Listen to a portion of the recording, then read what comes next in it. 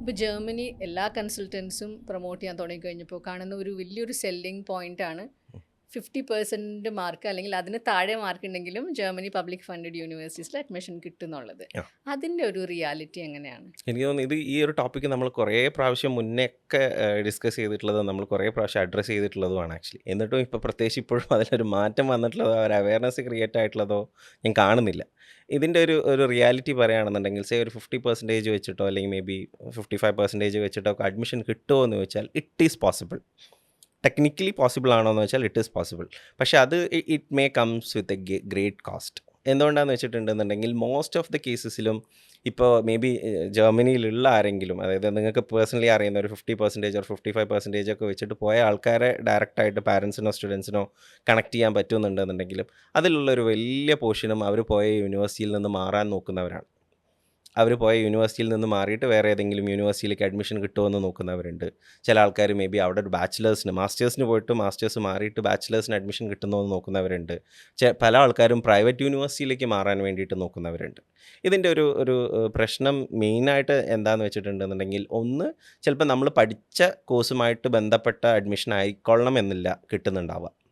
ഏതെങ്കിലും, അതായത് ഇപ്പം എനിക്ക് തോന്നുന്നു ഒരു എക്സാമ്പിൾ ഞാൻ പറയുകയാണെന്നുണ്ടെങ്കിൽ ബികോം ഒക്കെ പഠിച്ച ആൾക്കാർക്ക് ഗ്ലോബൽ എക്കണോമിക് റിസ്ക്കോ അങ്ങനെ എന്തോ ഒരു കോഴ്സ് കഴിഞ്ഞ 2 വർഷം മുമ്പൊക്കെ അഡ്മിഷൻ കിട്ടിയിരുന്നു. ആ കോഴ്സിൽ നിന്ന് ഒരുവിധം അന്ന് അഡ്മിഷൻ എടുത്ത് പോയ ഒരുവിധം എല്ലാവരും മാറിക്കഴിഞ്ഞു. റൈറ്റ്. ഇപ്പം നമ്മളടുത്ത് പല ആൾക്കാരും ചോദിക്കായിരുന്നു, അവരെടുത്ത് ആ കൺസൾട്ടൻസി 50% മാർക്ക് വെച്ചിട്ട് എടുത്തു തരാമെന്ന് പറയുമ്പോൾ നിങ്ങൾക്ക് എന്താ പറ്റാത്തതെന്നൊക്കെ ചോദിക്കാറുണ്ടായിരുന്നു. പല ആൾക്കാരും നിങ്ങൾക്ക് ഈ പ്രോസസ്സ് അറിയില്ല എന്നൊക്കെ പറഞ്ഞ് എൻ്റെ അടുത്ത് പോയിട്ടുണ്ട്. ഐ മീൻ ഓക്കെ ഫൈൻ, അങ്ങനെയാണ് നിങ്ങൾക്ക് തോന്നുന്നുണ്ടെങ്കിൽ ദാറ്റ് ഈസ് കംപ്ലീറ്റ്ലി ഫൈൻ. അവർ തന്നെ എന്നെ ജർമ്മനിയിൽ നിന്ന് വിളിച്ചിട്ട് അന്ന് നിങ്ങൾ പറഞ്ഞത് കേട്ടാൽ മതി എന്ന് പറഞ്ഞിട്ടുള്ള സിനാരിയോസും ഉണ്ടായിട്ടുണ്ട്. വാട്ട് ഹാപ്പൻസ് ഈസ് ആക്ച്വലി അവിടെ പോയി കഴിഞ്ഞ് കഴിഞ്ഞാലാണ് ഈ റിയാലിറ്റി ഹിറ്റ് ചെയ്യുക. ഒന്ന്, ഈ കോഴ്സ് ഇവർക്ക് എന്തായാലും കംപ്ലീറ്റ് ചെയ്യാൻ പറ്റില്ല എന്നുള്ള റിയാലിറ്റി ഇവർക്ക് മനസ്സിലായി തുടങ്ങും.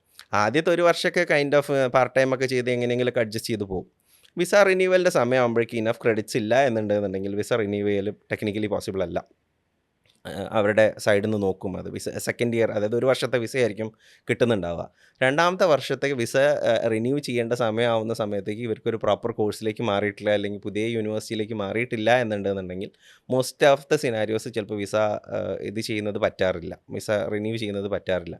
അതുകൊണ്ടാണ് രണ്ടാമത്തെ വർഷം ആകുമ്പോഴേക്കും പല ആൾക്കാരും യൂണിവേഴ്സിറ്റി മാറാനും കോഴ്സ് മാറാനൊക്കെ നോക്കുന്നത്.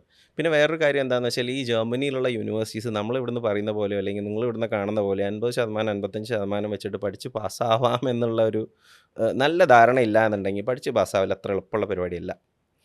അതൊരു ഫാക്റ്റ് തന്നെയാണ്. അത് ഇപ്പം ഞാൻ പറഞ്ഞല്ലോ, നമ്മളിവിടെ ഇരുന്ന് പറയുന്ന സമയത്തേക്ക് പല ആൾക്കാർക്കും ചിലപ്പോൾ ഇത് മനസ്സിലായിക്കൊള്ളുന്നില്ല.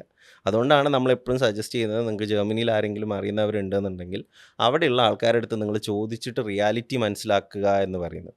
നമ്മളിവിടുന്ന് പറയുന്ന സമയത്തേക്ക് പല ആൾക്കാരും ചിന്തിക്കുന്നത് എന്താണെന്ന് വെച്ചാൽ, ഇവരെ കൊണ്ട് ഇത് എടുത്തു തരാൻ പറ്റില്ല, മറ്റേ കൺസൾട്ടൻസി എടുത്തു തരാമെന്ന് ധൈര്യമായിട്ട് പറയുന്നുണ്ട്. അവർ ഈ പ്രശ്നങ്ങളൊന്നും പറയുന്നില്ലല്ലോ, വളരെ ഷുഗർ കോട്ടഡ് ആയിട്ടുള്ള വേർഡ്സ് ആയിരിക്കും കേൾക്കുന്നുണ്ടാവുക. So they are like okay ഇവർക്കൊന്നും അറിയില്ല, അവരുടെ അടുത്തേക്ക് നമ്മൾ പോവാം.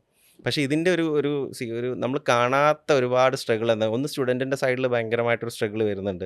എഗെയിൻ പാരൻസ് എന്താണെന്നുണ്ടെങ്കിലും കുട്ടി പുറത്ത് പോയിട്ട് പഠിക്കുക എന്ന് പറയുന്ന എല്ലാ പാരൻസിൻ്റെയും ഒരു സ്വപ്നമാണ്. അപ്പോൾ പല ആൾക്കാരും വിചാരിക്കുന്നത് okay fine, he's going to have a good future അല്ലേ.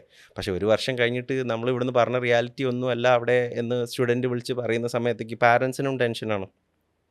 പിന്നെ ഒരു ഹ്യൂജ് ഫൈനാൻഷ്യൽ ലോസ് ആണ്. മേ ബി ചിലപ്പോൾ ഇവിടുന്ന് ലോണൊക്കെ എടുത്തിട്ട് പോയവരായിരിക്കും. ഇതിനെ പറ്റിയിട്ട് അണ്ടർസ്റ്റാൻഡിങ് ഇല്ലാതെ അവിടെ എത്തിയിട്ട് പിന്നെ വേറൊരു യൂണിവേഴ്സിറ്റിയിലേക്ക് മാറണം അല്ലെങ്കിൽ പ്രൈവറ്റ് യൂണിവേഴ്സിറ്റിയിലേക്ക് ഫീസ് കൊടുക്കണം എന്നൊക്കെ പറയുന്ന സമയത്തേക്ക് ഫാമിലീസിൻ്റെ മേലേക്കും ഒരു ഹ്യൂജ് ഫൈനാൻഷ്യൽ ബേർഡൻ വരുന്നത് കണ്ടിട്ടുണ്ട്. പിന്നെ വേറൊരു കേസ് എന്താണെന്ന് വെച്ചിട്ടുണ്ടെന്നുണ്ടെങ്കിൽ, മേ ബി ചിലപ്പം ഇങ്ങനെ അഡ്മിഷൻ കിട്ടുന്ന യൂണിവേഴ്സിറ്റീസ്, കുറച്ച് മാർക്ക് കുറഞ്ഞ അഡ്മിഷൻ കിട്ടുന്ന യൂണിവേഴ്സിറ്റീസൊക്കെ അധികം ഞാൻ കണ്ടിട്ടുള്ളത് കുറച്ച് റിമോട്ടായിട്ടുള്ള ഒരു ലൊക്കേഷനിലാണ്. റിമോട്ടായിട്ടുള്ള ലൊക്കേഷനിലാവുന്ന സമയത്തേക്ക് എന്താണെന്ന് വെച്ചാൽ പാർട്ട് ടൈം കിട്ടാൻ ബുദ്ധിമുട്ടാവും. ആദ്യത്തെ ഒരു 5-6 മാസം ഇവർക്ക് പാർട്ട് ടൈം കിട്ടിയില്ല എന്നുണ്ടെന്നുണ്ടെങ്കിലും ഇവരുടെ ഒരു ബ്ലോക്ക്ഡ് അക്കൗണ്ട് വെച്ചിട്ട് ഇവർക്ക് ജീവിക്കും. പക്ഷേ ഒരു 5-6 മാസം കഴിഞ്ഞിട്ടും പാർട്ട് ടൈം കിട്ടാത്തൊരു സിനാരിയോ വരികയാണെന്നുണ്ടെന്നുണ്ടെങ്കിൽ ഫിനാൻഷ്യലി എമൗണ്ട് ഡ്രെയിൻ ആയി തുടങ്ങും. സോ നെക്സ്റ്റ് ഇയറിലേക്ക് അവിടെ നിന്ന് കണ്ടിന്യൂ ചെയ്യാൻ പറ്റില്ല. എഗെയിൻ ടെൻഷനായി, എന്ത് ചെയ്യും ഞാൻ അടുത്ത ഇനിയിപ്പോൾ അപ്പോഴാണ് നെക്സ്റ്റ് കോഴ്സ് നോക്കേണ്ട കാര്യം. വിസ റിന്യൂവലിൻ്റെ സമയത്തേക്ക് ഇവർക്ക് എഗെയിൻ ജോബ് കോൺട്രാക്റ്റ് ഇല്ല എന്നുണ്ടെന്നുണ്ടെങ്കിൽ അധിക പ്രൊവിൻസിലും എഗെയിൻ ബ്ലോക്ക്ഡ് അക്കൗണ്ട് കാണിക്കാൻ വേണ്ടിയിട്ട് പറയും, പ്രോപ്പറായിട്ട് ജോബ് ഇതില്ല എന്നുണ്ടെങ്കിൽ. സോ എല്ലാ തരത്തിലും ഇവരവിടെ പോയിട്ട് സ്ട്രഗ്ലിംഗ് ആയിരിക്കും. ജോബ് ഉണ്ടോയെന്ന് വെച്ചാൽ പാർട്ട് ടൈം ഉണ്ടോയെന്ന് വെച്ചാൽ ഉണ്ടാവില്ല. എന്നാൽ കോഴ്സ് ശരിക്കും നടക്കുന്നുണ്ടോയെന്ന് വെച്ചാൽ ഉണ്ടാവില്ല. മുമ്പോട്ട് ഒരു ഫ്യൂച്ചർ കാണുന്നുണ്ടോയെന്ന് വെച്ചാൽ അതും ഉണ്ടാവില്ല. സോ ഇവിടുന്ന് പറഞ്ഞ ഒരു സ്വീറ്റ് ടോക്ക് ആയിരിക്കില്ല മോസ്റ്റ് പ്രോബബ്ലി അവിടെ കാണുന്നുണ്ടാവുക. അതുകൊണ്ടാണ് നമ്മൾ എപ്പോഴും എംഫസൈസ് ചെയ്തെന്ന് പറയുന്ന കാര്യം, no your course, no your university.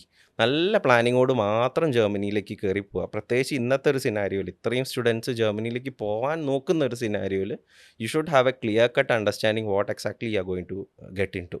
ഒരു നല്ല റോഡ് മാപ്പ് ഇല്ല എന്നുണ്ടെന്നുണ്ടെങ്കിൽ definitely you are going to be stucked in Germany.